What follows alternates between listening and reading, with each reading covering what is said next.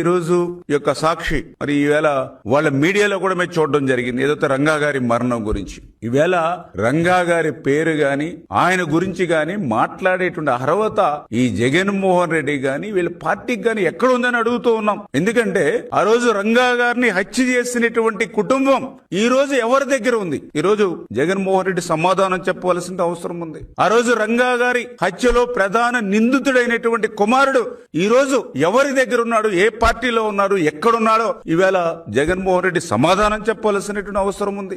ఆ రోజు రంగా గారి హత్యలో ప్రధాన నిందితుడైనటువంటి కుటుంబానికి ఆ రోజు హైదరాబాద్ లో అత్యంత విలువైనటువంటి 1000 కోట్ల రూపాయల విలువైనటువంటి భూమిని గిఫ్ట్ గా ఎందుకు ఇచ్చారో ఈవేళ సమాధానం జగన్మోహన్ రెడ్డి చెప్పవలసినటువంటి అవసరం ఉంది. ఆ రోజు రంగా గారి పట్ల అత్యంత అభ్యంతకరంగా రంగా గారు ఒక రౌడీ అని అభ్యంతకరమైనటువంటి వ్యాఖ్యలు చేసి కాపుల ఆగ్రహానికి గురైనటువంటి గౌతమ్ రెడ్డికి నువ్వు ఏదైతే ఫైబర్ గ్రిడ్ చైర్మన్ పదవి ఇచ్చి ఎందుకు సత్కరించావో ఈవేళ జగన్మోహన్ రెడ్డి సమాధానం చెప్పవలసిన అవసరం ఉంది.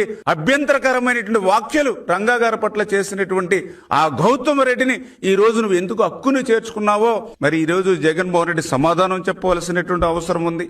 అంతకు మించి రంగా గారి కుటుంబం ఈ రోజు ఏ రాజకీయ పార్టీ పట్ల బాసటగా ఉంది, ఏ రాజకీయ పార్టీ పక్షాన ఉందో ఈ రోజు సమాధానం చెప్పవలసినటువంటి అవసరం ఉంది.